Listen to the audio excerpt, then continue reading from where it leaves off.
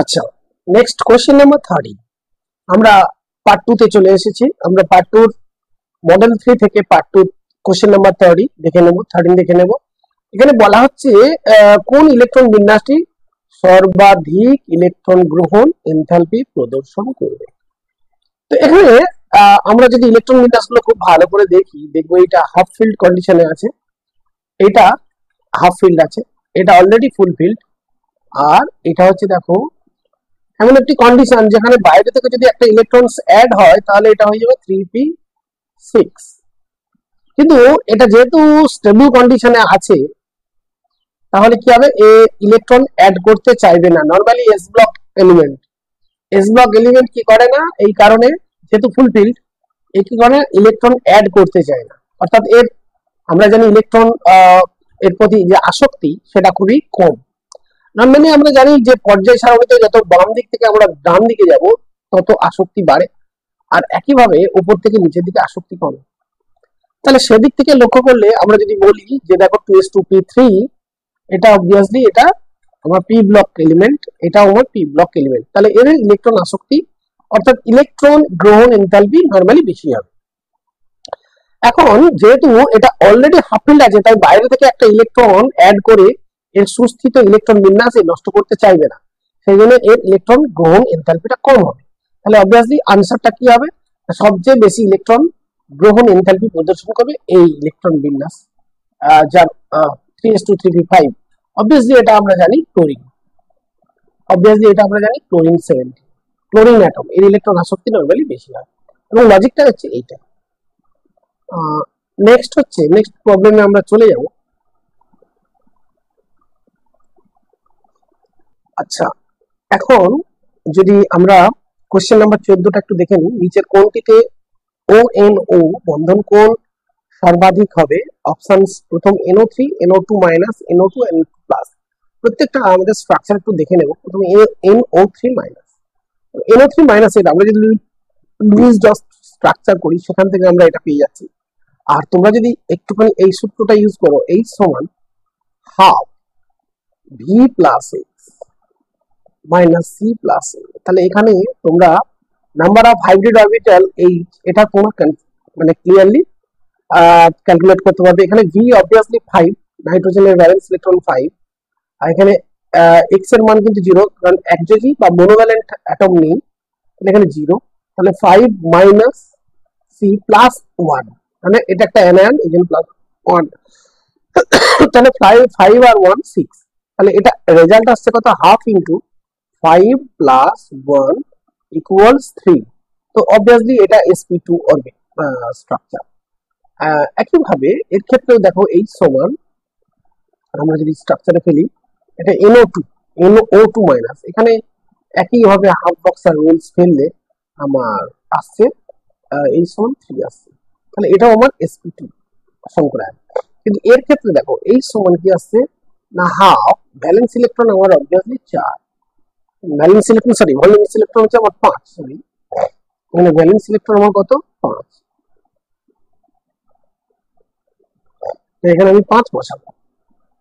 আচ্ছা, minus 0 plus ক্যাটায়নের জন্য কত হবে V প্লাস এক্স, তাহলে প্লাস 0 মাইনাস প্লাস 1, অ্যানায়ন তো 0, তাহলে এখানে প্লাস 0, এখানে মাইনাস ক্যাটায়ন সংখ্যা আছে 1, তাহলে মাইনাস 1, আমরা এটা 4 পাচ্ছি। 4 মানে এটা হচ্ছে আমার কত 4/2 হবে, 4/2 করলে এটা আমার 2 মানে sp। তাহলে দেখো এই অ্যাঙ্গেলটা অবভিয়াসলি কত হবে 180, তাহলে এটাই ম্যাক্সিমাম অ্যাঙ্গেল, বাকি তো 120। আর এখানে দেখো NO2, এর ক্ষেত্রেও আমরা দেখব যে এর স্ট্রাকচারটা হচ্ছে sp2, তাহলে obviously the answer is here NO2 plus. Next কোশ্চেনে আমরা, আচ্ছা নেক্সট কোশ্চেন দেখো তোমরা, এখানে দেওয়া হচ্ছে একটা দ্বিমেরু ভ্রামক থেকে একটা কোশ্চেন নাম্বার 15। এখানে বলা হচ্ছে যে যে ধরো ক্লোরোবেনজিন, তো ক্লোরোবেনজিন দ্বিমেরু ভ্রামক দেওয়া আছে 1.73 D। তো আমরা যদি দেখো ক্লোরোবেনজিনের যদি একটা স্ট্রাকচার আঁকি, তো স্ট্রাকচারটা আমরা যদি এইভাবে আঁকি আর কি, দেখো স্ট্রাকচারটা আঁকছি,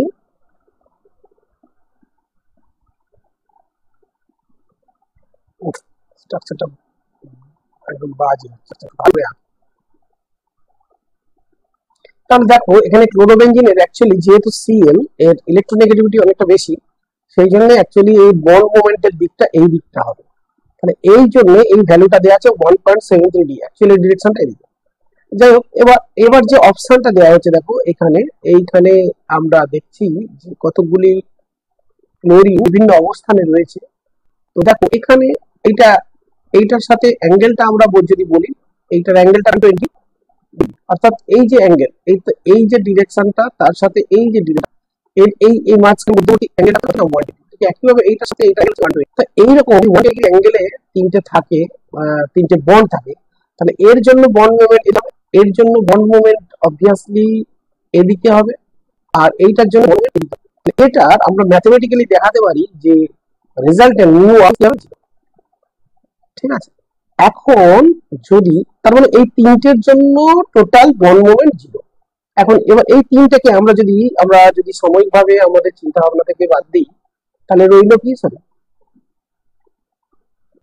তাহলে রইল কি এখানে এবার এইগুলোকে আমি বাদ দিলাম সাময়িকভাবে। যদি আমরা বাদ দিই তাহলে আমার কি আছে এখানে অ্যাকচুয়ালি এই যে এক্সট্রা রয়ে যাচ্ছে সিএল, এর জন্য বন্ডমোমেন্টটা কি যেহেতু একটা সিএল, তার জন্য এই যে এর যে এক্সাম্পল, এর যে কন্ডিশন, এর সেম কন্ডিশন, বাকি এই যে তিনটে এরা তিনটে যে ছিল এদের জন্য তো ক্যান্সেলড আউট হয়ে গেছে। তাহলে এটার জন্য বন্ড মোমেন্ট কত হবে? 1.73, আর total dipole moment is equal to 1.73 d. So the option is actually B here as I think. আচ্ছা, নেক্সট কোশ্চেন এখানে যেটা দেখানো হচ্ছে যে বিবৃতি 16 এ আমরা দেখছি অনার্দ্র AlCl3 সমযোজী, যদিও AlCl3 যেটা ক্রিস্টালাইজড 6H2 যেখানে ক্রিস্টাল ওয়াটার আছে সেটা আয়নীয় যৌগ। আচ্ছা, বিবৃতি এটা হচ্ছে অ্যাসারশন বা স্টেটমেন্ট। এবার কারণ কি বলা হচ্ছে না, AlCl3 এর হাইড্রেশন এনথালপি Al3+ এর প্রথম, দ্বিতীয় ও তৃতীয় আয়নীকরণ এনথালপির সমষ্টির উচ্চ মানকে অতিক্রম করতে পারে। এবার এখানে চারটে অপশন তোমরা দেখে নাও, এই চারটে অপশন দেওয়া আছে। তো দেখো এখানে যে প্রশ্নটা, এই প্রশ্নে আমরা যদি একটুখানি ভালো করে ভেবে নিই, অনার্দ্র AlCl3 আসলে এটা একটা সমযোজী যৌগ। অনার্দ্র AlCl3 এটা আসলে একটা সমযোজী যৌগ, মানে যেখানে অ্যালুমিনিয়াম ট্রাইক্লোরাইড এইভাবে অ্যাটাচ থাকছে। ঠিক আছে, তো এবার প্রশ্ন হলো যে সমযোজী যৌগ যেহেতু সেহেতু এর আয়নীয় চরিত্র খুবই কম থাকবে। ফ্যাজানের নিয়ম অনুযায়ী আয়নীয় চরিত্র থাকবে কিন্তু খুবই কম। যখনই ওয়াটার অর্থাৎ অ্যাড হবে এর সাথে, যখন হাইড্রেশন হচ্ছে, যখন ওয়াটার অ্যাড হবে, তখন কি হবে না এই অ্যালুমিনিয়াম অ্যাকচুয়ালি কি করবে না, অ্যালুমিনিয়াম 3+ আয়নে কি হবে, আয়নিত হবে। এখন অ্যালুমিনিয়াম 3+ এ তো আর সহজে হয় না। অ্যালুমিনিয়াম প্রথমে একটি ইলেকট্রন ত্যাগ করে অ্যালুমিনিয়াম প্লাস, এটাকে ফার্স্ট আয়নাইজেশন বলবো, আর দ্বিতীয় একটি ইলেকট্রন রিলিজ করে অ্যালুমিনিয়াম 2+, আর তৃতীয় আর একটা ইলেকট্রন ত্যাগ করে তৈরি হবে অ্যালুমিনিয়াম 3+। ওকে, তো এই টোটাল প্রসেসের জন্য অর্থাৎ IP1 আয়নাইজেশন পোটেনশিয়াল, IP2 এবং IP3, এই টোটাল যে ভ্যালুটা, এই টোটাল ভ্যালুটা আসলে দেখা গেছে যে জল যোগ করার ফলে যে হাইড্রেশন এনথালপি রিলিজড হয়, হ্যাঁ, অ্যালুমিনিয়াম ট্রাইক্লোরাইডের সঙ্গে 6H2 অ্যাড হওয়ার জন্য যে হাইড্রেশন, এনথালপি অফ হাইড্রেশন, অর্থাৎ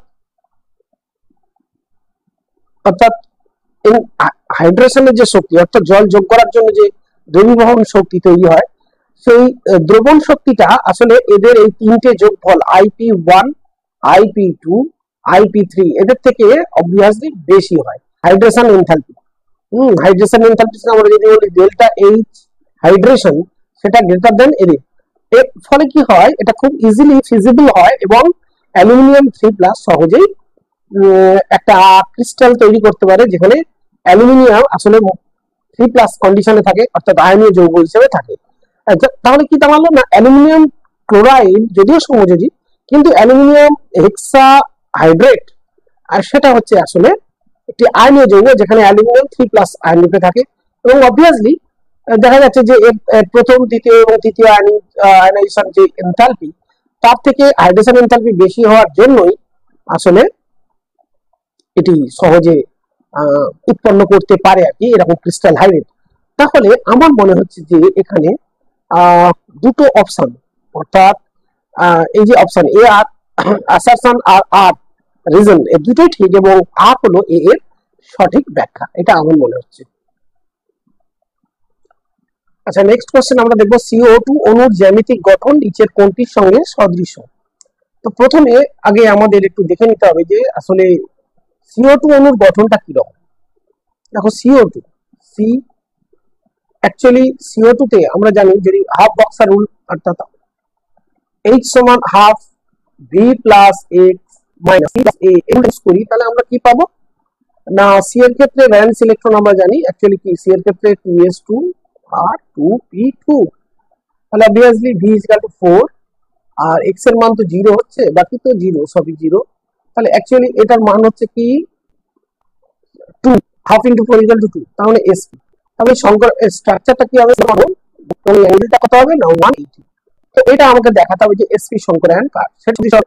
তো এখন দেখো প্রথম এই যেটা আছে HgCl2, HgCl2 অ্যাকচুয়ালি এটা কি না জিঙ্ক, নিয়ম আর এই গ্রুপের এলিমেন্ট। তাহলে অবভিয়াসলি এটা মনে রাখার জন্য বলি, দেখো জিঙ্কের যদি স্ট্রাকচারটা তোমরা জানো সেটা হবে কত, দেখো 5d10, অবভিয়াসলি একই নিয়মে এটা হবে 5d10, হ্যাঁ 5d10 5d10 6s2, তার মানে এখানে ভ্যালেন্স ইলেকট্রন এখানে বোঝা যাচ্ছে যে 2, ভ্যালেন্স ইলেকট্রন কত 2। তাহলে আমরা যদি একই ভাবে এইটার ক্ষেত্রে H সমান হাফ V প্লাস X এই সূত্রটা ইউজ করি,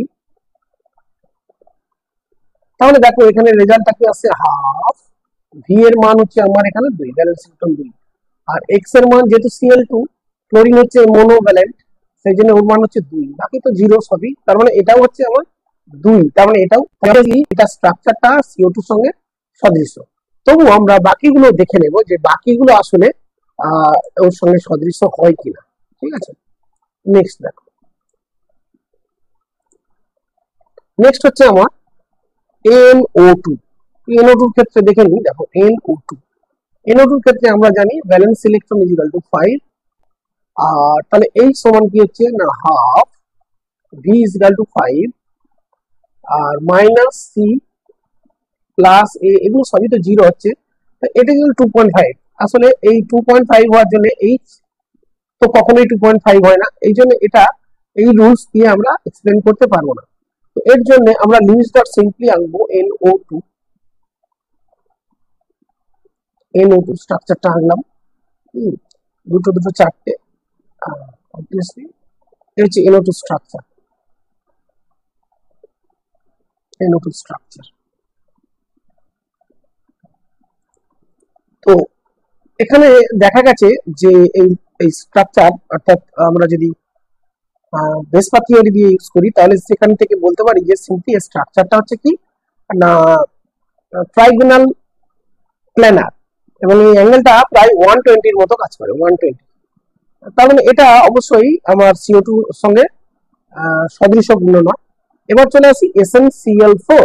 SnCl4 এর ক্ষেত্রে একইভাবে আমরা Sn এর ক্ষেত্রে ভ্যালেন্স ইলেকট্রন দুটি হবে, 2 plus 4 equal to 2 plus 4 equal to 6, তারপরে হাফ বক্সার রুল ফেললে এটা সমান আসলে কি, তারপরে এটা হবে sp2 structure. So the answer is here HgCl2। আচ্ছা, এখানে যে প্রশ্নটা আছে দেখো একটু ভালো করে তোমরা দেখে নাও, নিচের কোন যৌগে কেন্দ্রীয় পরমাণু অষ্টক বর্ধিত হয়েছে, অষ্টক বর্ধিত হয়েছে, তো তার মানে এক্সপানশন অফ অক্টেট। তো আমরা এখানে খুব সিম্পলি দেখে নিচ্ছি BF3 এর ক্ষেত্রে আমরা জানি যে আসলে এখানে এক্সপানশন অফ অক্টেট হয় না, এখানে উল্টোটাই হয়, কি হয় না কন্ট্রাকশন অফ অক্টেট। এখানে BF3 তো অ্যাকচুয়ালি ভ্যালেন্স ইলেকট্রন আমরা জানি 3টে, তাহলে BF3 এর বন্ড গুলো এইভাবে তৈরি হয়, আমরা জানি ট্রাইগোনাল প্ল্যানার, আর এই 120 অ্যাঙ্গেল হয় হোয়াটএভার। তো এখানে টোটাল অক্টেট ফিলিং হয় না, এখানে 6 ইলেকট্রনস আছে এর পেরিফেরিতে, তো এই জন্য এটা অক্টেট ফিলিং হয়নি। তো একইভাবে NH3 এর ক্ষেত্রে অবশ্যই আমরা দেখছি যে অক্টেট ফিলিং হয়েছে, কারণ এখানে লোন পেয়ার একটা থাকে, বাকি বন্ড পেয়ার তিনটে থাকে, তাহলে অবভিয়াসলি 8টি ইলেকট্রন ফিলিং হচ্ছে। এখানে দেখো লোন পেয়ার দুটো ইলেকট্রন থাকছে, ইলেকট্রন থাকছে। ঠিক একইভাবে সিলিকন টেট্রাফ্লাইটে সিলিকন কার্বনের পরে তো কার্বনের যদি 2s2 2p 2 স্ট্রাকচার হয়, এর অবশ্যই হবে 3s2 3p2। ভ্যালেন্স ইলেকট্রন হচ্ছে 4, তাহলে অবভিয়াসলি 4 ভ্যালেন্স ইলেকট্রন আর 4 তোমার হচ্ছে মোনোভ্যালেন্ট অ্যাটম অ্যাটাচড আছে, তাহলে এই স্ট্রাকচারটা কিরকম হবে দেখো, সিলিকন। তার মানে তাহলে প্রত্যেকেই হচ্ছে এটা একটা জিওমেট্রিক্যাল স্ট্রাকচার, এবং এই জিওমেট্রিক্যাল স্ট্রাকচারে 109 ডিগ্রি 28 মিনিট, এই 109 ডিগ্রি 28 মিনিট এই অ্যাঙ্গেলটা আমরা পাবো। আর যেহেতু এখানে লক্ষ্য করো ভ্যালেন্স ইলেকট্রন 4টে আছে, তাহলে এটা সিম্পলি আমরা বলতে পারি sp3 একটা স্ট্রাকচার। তো এটাতে আমরা ফুললি দেখতে পাচ্ছি অক্টেট ফিলিং আছে। বাট হিয়ার সালফার হেক্সাফ্লুরাইড, এখানে ভ্যালেন্স ইলেকট্রন 6 যেহেতু নিচে, আর এখানে এদের শেয়ারিং ইলেকট্রন পাবে 4টে, এক্সপানশন করেছে। তো এখান থেকে আমরা বলতে পারি answer is SF4, so the answer is here SF4। তো নেক্সট কোশ্চেন আমরা দেখব নিচের কোন অণু বা আয়নটি পরা চুম্বকীয় মানে প্যারাম্যাগনেটিক। তো সুবিধার্থে আমি এটা লিখে রেখেছি, দেখো কার্বন 2 মাইনাস মানে কার্বনের 6টি ইলেকট্রন, মানে কার্বন 2 মানে 12 ইলেকট্রন, এখানে যেহেতু 2 মাইনাস তাহলে 14 ইলেকট্রন সেট আমাদের এমও লিখতে হবে। তো আমরা এমও লিখলে অ্যাকচুয়ালি 1s টা আমি আর দেখাচ্ছি না, 1s 1 star sigma, sigma 2s sigma 2 star, এগুলোতে দুটো করে ইলেকট্রন অবভিয়াসলি আছে, মানে একটা ইলেকট্রন হলো। এবার এখানে দুটো দুটো আর দুটো, আচ্ছা 12টা 14টা। তো এখানে মনে রাখার জন্য পাই সিগমা এইভাবে এই ক্রমটা হয় কার্বন নাইট্রোজেনের ক্ষেত্রে। এখানেও দেখো সিগমার পরে পাই সিগমা পাই, তারপরে আবার সিগমা স্টার 2pz আসতো। তো এইভাবে ফিলিং করার ফলে আমরা দেখলাম যে দেখো এখানে 8টা ইলেকট্রন ফিলিং হচ্ছে, তারপরে তারপরে তোমার হচ্ছে 10টা 12টা 14টা 15টা 16টা। তো আমরা এইখানে তোমরা কেউ বলতে পারো যে এখানে 2 এখানে 16 দিতে পারতাম না। তো আমরা হুন্ডের নিয়মে পড়েছি যে একটা করে ফিলিং হলে তবেই অরবিটাল গুলো মানে কি হতে পারে ফুলফিলড হতে পারে, একটি করে পূর্ণ আগে করতে হবে। সেই জন্য এটা আমরা আনপেয়ার দেখাচ্ছি, সে আনপেয়ার থাকার কারণে এরা paramagnetic. So the answer is N2 2 minus. তো বাকিগুলো আমরা কিন্তু দেখে নেব এদের এমও গুলো আসলে কিরকম হচ্ছে, এরা আসলে প্যারাম্যাগনেটিক হয় কিনা। তো আমরা দেখেছি যে অক্সিজেন 2 মাইনাসের ক্ষেত্রে দেখো actually 1s2 sigma star 1s2 এইভাবে 8টি ইলেকট্রন ফিলিং হলো 2s2 স্টার পর্যন্ত। তারপরে দেখো সিগমা পাই পাই স্টার, এইভাবে মনে রাখবো সিগমা 2pz2 পাই 2px2 পাই 2py2। এইভাবে দেখো আমাদের ফিলিংটা 18টা ইলেকট্রন সেট করতে হবে, এবং দেখছি এখানে লাস্ট ইলেকট্রন এইগুলো লাস্ট অরবিটাল এই অ্যান্টি অরবিটাল গুলো আছে এবং এগুলো ফিল্ড, তাহলে অবভিয়াসলি এগুলো কি আমরা বলবো ডাই ম্যাগনেটিক, যেহেতু আনপেয়ার্ড ইলেকট্রন নেই। এটাও আমার হচ্ছে ডাই ম্যাগনেটিক, অর্থাৎ এক্সটার্নাল যদি ম্যাগনেটিক ফিল্ড দিই তাহলে এরা কি করবে রিপালস করবে, কোনোভাবে অ্যাট্রাক্ট করবে না। আর ফ্লুরিনের ক্ষেত্রে অবভিয়াসলি ফ্লুরিনের ক্ষেত্রে 9 + 9 18 ইলেকট্রনস, তো এরকম সিমিলার স্ট্রাকচার হবে, তাহলে সেটা হবে ডাই ম্যাগনেটিক। ঠিক আছে, ডাই ম্যাগনেটিক। সো আমাদের আনসারটা আমরা যেটা পেলাম সেটা হচ্ছে 19B, কোশ্চেন 19B। তো এবার নেক্সট কোশ্চেন দেখো, কোশ্চেন নাম্বার 20। ফ্রেঙ্কেল ত্রুটি হলো একই সঙ্গে শূন্যতাজনিত এবং অন্তঃস্থানিক ত্রুটি, অ্যাসারশন দিয়েছে। এবার অ্যাসারশন 2 তে বলছে ফ্রেঙ্কেল ত্রুটিতে এফ কেন্দ্রের উপস্থিতির জন্য আয়নীয় কঠিনগুলি রঙিন হয়। বলছে যে উপরোক্ত বিবৃতিগুলির মধ্যে সঠিক উত্তর কোনটি। এবার এই 4টে অপশন দেওয়া আছে, বিবৃতি 1 মিথ্যা, বিবৃতি 2 সত্য, এইভাবে অপশন দেওয়া আছে। তো আসলে আমরা এই বিবৃতিগুলোকে একটু অ্যানালাইসিস করব প্রথমে। তো এখানে যেটা আমরা আলোচনা করব দেখো ফ্রেঙ্কেল ত্রুটি একই সঙ্গে শূন্যতাজনিত এবং অন্তঃস্থানিক ত্রুটি। অবশ্যই ফ্রেঙ্কেল ত্রুটির ক্ষেত্রে আমরা দেখেছি যে এটা একটা ভ্যাকেন্সি ডিফেক্ট এবং ইন্টারস্টিশিয়াল ডিফেক্ট, এই দুটো এখানে ঘটে। মূলত আয়নীয় যৌগ যেগুলো স্টয়সিওমেট্রিক ডিফেক্ট হয়, স্টয়সিওমেট্রিক ডিফেক্ট মানে স্টয়সিওমেট্রিক ডিফেক্ট মানে ডিফেক্টের ফলে যে কেমিক্যাল যে ফর্মুলা সেরকম চেঞ্জ হবে না। কেমিক্যাল ফর্মুলা অর্থাৎ number of metal and number of cations এবং অ্যানায়নস, এদের যদি যদি স্টয়সিওরিটি না চেঞ্জ হয়, সেরকম যে ডিফেক্টটা হচ্ছে সেই পয়েন্ট ডিফেক্টকে আমরা বলছি ফ্রেঙ্কেল ত্রুটি। ঠিক আছে, তো এক্ষেত্রে দেখা যাচ্ছে যে একই সঙ্গে আমি একটা উদাহরণ দিলে এটা ক্লিয়ার হবে। যেমন আমি যদি বলি এটা একটা পজিটিভ সাইড, পজিটিভ ক্যাটায়নের সাইড, এটা নেগেটিভ সাইড, এটা পজিটিভ ক্যাটায়ন সাইড, অবভিয়াসলি এটা একটা স্ট্রাকচার দেখিয়ে দিই। তখন যদি কোনো কারণে এই জায়গা থেকে এই ইন্টারস্টিসিয়াল পজিশন, এই যে জায়গাটা, এটা তখন ইন্টারস্টিসিয়াল ফাঁকা, এই জায়গায় যদি মেটালটা চলে আসে, তার মানে কি এই জায়গাটা হবে ভ্যাকেন্সি, এই জায়গাটা আমার ভ্যাকেন্সি, আর এই জায়গাটা আমার পূরণ হবে। তাহলে একই সঙ্গে কি হচ্ছে, শূন্যতা সৃষ্টি হচ্ছে, আবার অন্তঃস্থানিক স্থানে এই মেটালটা ক্যাটায়নটা চলে আসছে। এই জন্য একই সাথে আমরা বলতে পারি এটা simultaneously vacancy এবং interstitial defect. This is right. So assertion 1 is right here, and the two assertion 2 Frenkel ত্রুটি। এক্ষেত্রে আমরা বলি ফ্রেঙ্কেল ত্রুটি কখন হয় না, যখন যদি অ্যানায়নিক অবস্থানটা থেকে অ্যানায়ন কোনোভাবে যদি এই ক্রিস্টাল ল্যাটিস থেকে এই যে ইলেকট্রনটা, সেক্ষেত্রে হবে ইলেকট্রনটা এই জায়গায় রয়ে যাবে, এবং সে যদি পারিপার্শ্বিক ক্রিস্টাল থেকে বা বাহ্যিক অবস্থাকে যদি কোনোভাবে যদি হিট অ্যাবজর্ব করে, সেই হিটটা কি করবে, রেডিয়েট করবে in the form of colour. অর্থাৎ এই ইলেকট্রনটা যদি বাইরে থেকে এনার্জি অ্যাবজর্ব করে, তখন এক্সাইটেড হবে, এবং এক্সাইটেশন থেকে যখন সে রিল্যাক্স ব্যাক করবে, মানে ফিরে আসবে, তার জন্য কিছু পরিমাণ এনার্জি সে ছাড়বে, এবং তার থেকে একটা ডেফিনিট ফ্রিকোয়েন্সির কালার ইম্পার্ট করবে, এবং আমরা তখন এটাকে কালার কম্পাউন্ড হিসেবে দেখবো। তো এটাকেই আমরা এই কারণে আমরা বলি এফ সেন্টার বা ফারবে সেন্টার। ফারবে কথার অর্থ হচ্ছে কালার। তো এইটা আসলে কি না, এটা এটা এটা মূলত মেটাল কি বলবো এক্সেস ডিফেক্ট। যেহেতু অ্যানায়ন চলে যাচ্ছে, অবভিয়াসলি এই জায়গায় কি হবে, মেটাল বেশি হবে, এটাকে আমরা বলি metal access defect.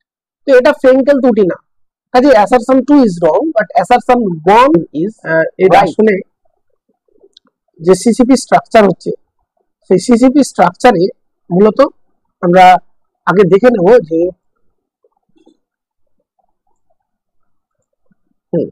CCP structure. তো দেখো সিসিপি স্ট্রাকচার যদি হয় সিসিপি, তো এখানে এতে কণার কন্ট্রিবিউশন অফ পার্টিকেলস কত হয় না, আমরা জানি টোটাল পার্টিকেলস হচ্ছে কন্ট্রিবিউশন হচ্ছে 4, কেন না 8 কর্নার্সে কত হচ্ছে না 8 ইন্টু 1/8।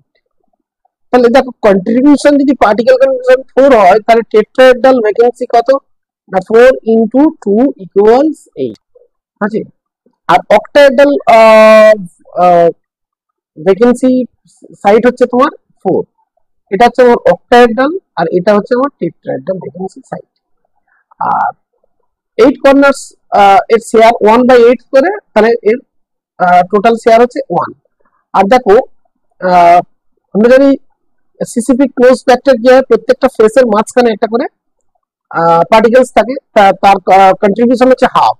যেহেতু 6 ফেস থাকে, 6 ইন্টু হাফ ইকুয়ালস 4 ইকুয়ালস হচ্ছে 3 ইকুয়ালস হচ্ছে 3।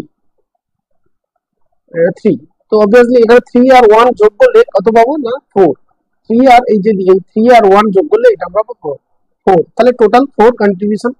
এবার এখানে যেটা বলা হচ্ছে আমরা একটুখানি দেখবো,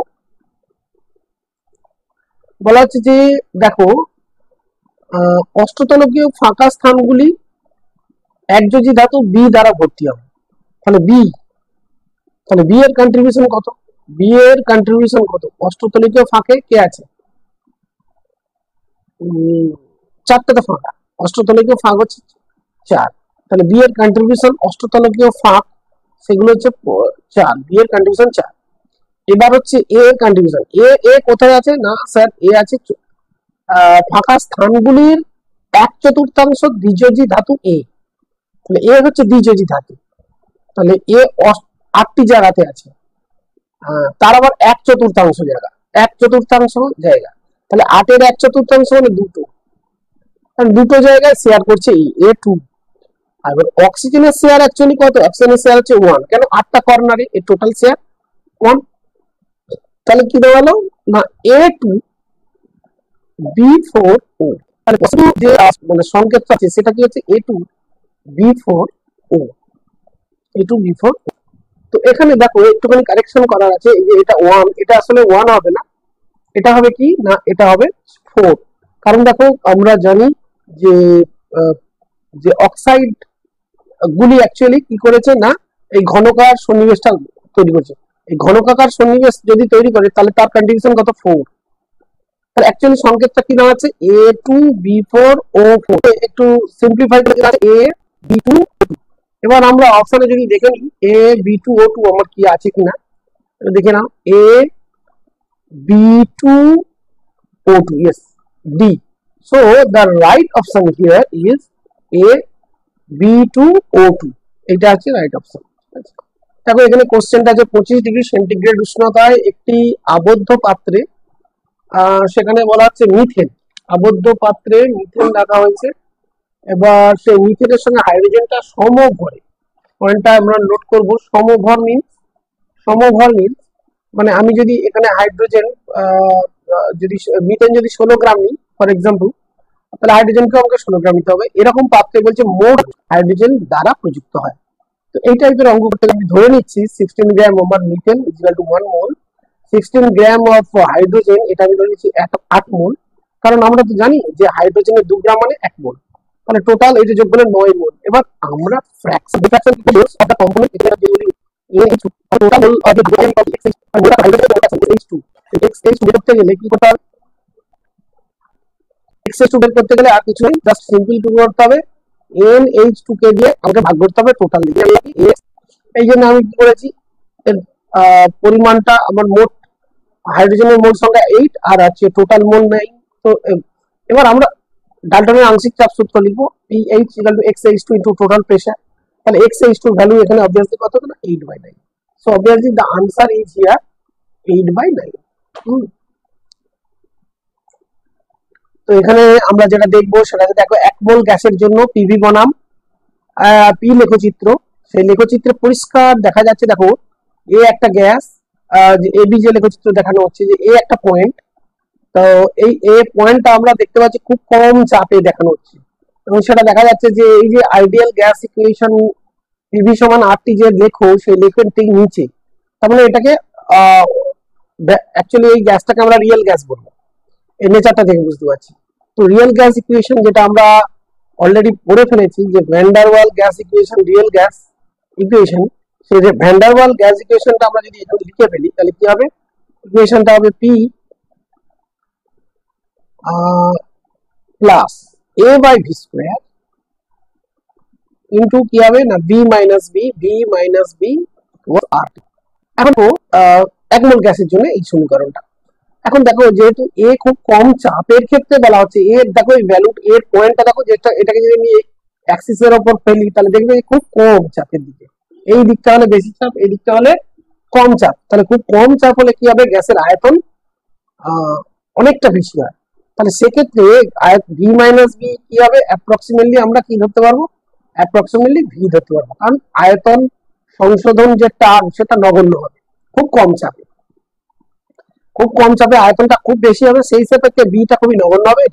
তাহলে এখান থেকে আমরা ইকুয়েশনটা লিখতে পারি P plus A/v² into V equals R। এখন পজিটিভ ফ্যাক্টর যে সমান কি আছে PV বাই RT।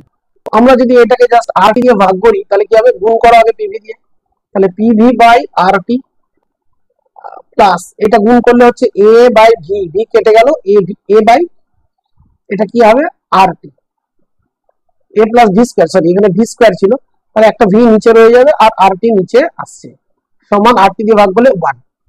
তাহলে পিভি বাই আরটি এই কম্প্রেসিবিলিটি ফ্যাক্টর এর ভ্যালু হচ্ছে Z sir 1 minus a by V RT.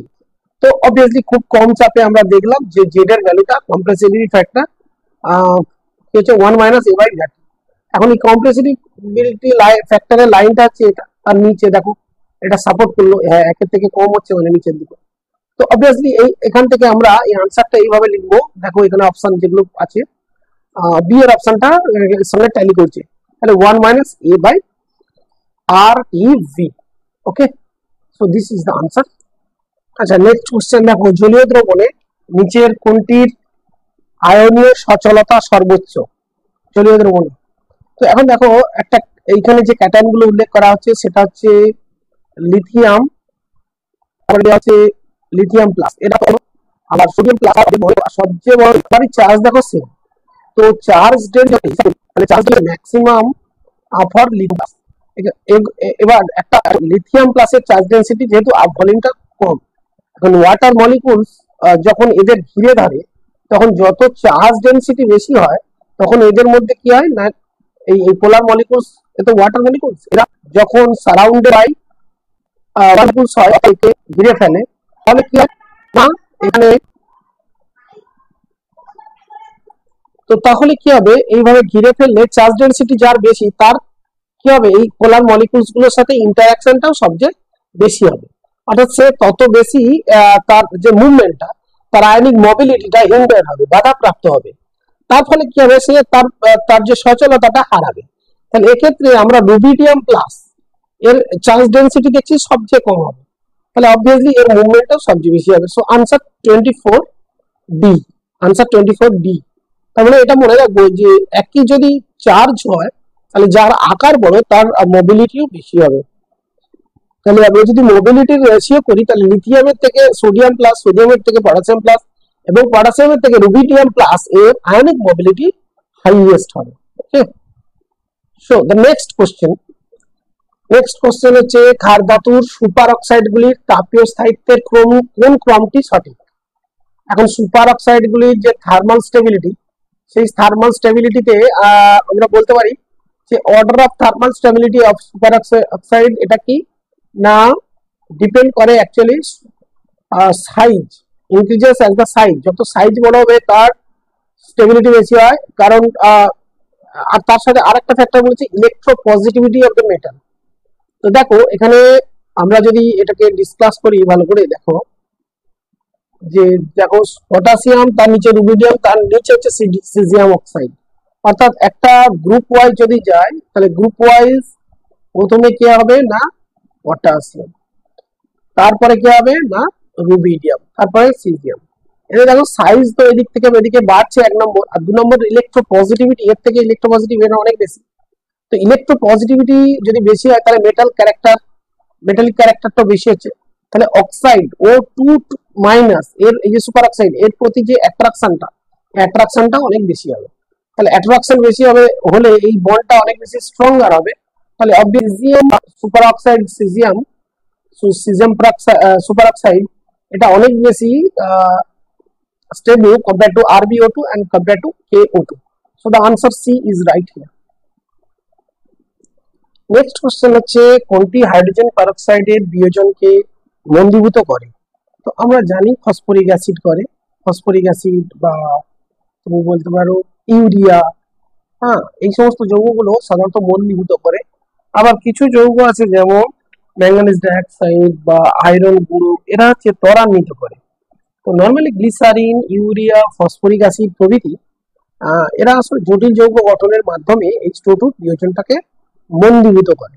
হ্যাঁ, তো এখানে আনসারটা হবে ইউরিয়া। অ্যাকচুয়ালি কি করে না H2O2 প্রক্রিয়াটা খুব দ্রুত, কিন্তু ওই জটিল যৌগ তৈরি হওয়ার ফলে H2O2 বিয়োজনটা থেমে যায়, H2O2 আর বিয়োজিত হতে চায় না, সেই জন্য এইভাবে আমরা ইউরিয়া। নেক্সট কোশ্চেন যেটা দেখা যাচ্ছে, দেখো জলীয় দ্রবণে আয়োডীয় সচলতা হ্রাসের ক্রম।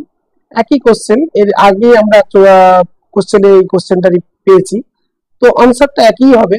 অবভিয়াসলি সিজিয়াম প্লাসের আমরা আলোচনা করব হাই লো চার্জ ডেনসিটি, তাই এর আয়নীয় সচলতা সাধারণত বেশি হয়। আর সোডিয়ামের ক্ষেত্রে সোডিয়ামের আকার ছোট অন্যান্য গুলির তুলনায়, যেহেতু এর চার্জটা অনেক তুলনায় বেশি সিজিয়াম প্লাস বা রুবিডিয়াম বা পটাশিয়ামের, সেই জন্য option C is the right. আকার বড়, যেহেতু সেম চার্জ তাহলে আকারটা এখানে ফ্যাক্টর করবে, যার আকার বড় তার তার হচ্ছে মানে ইন্টারঅ্যাকশনটা কম হবে ওয়াটার মলিকুলস এর সাথে, ফলে তার মোবিলিটি বেশি হবে। So answer C, rubidium plus, তারপরে তোমার হচ্ছে কে প্লাস। তো আজকে এই আলোচনা এখানে শেষ করছি।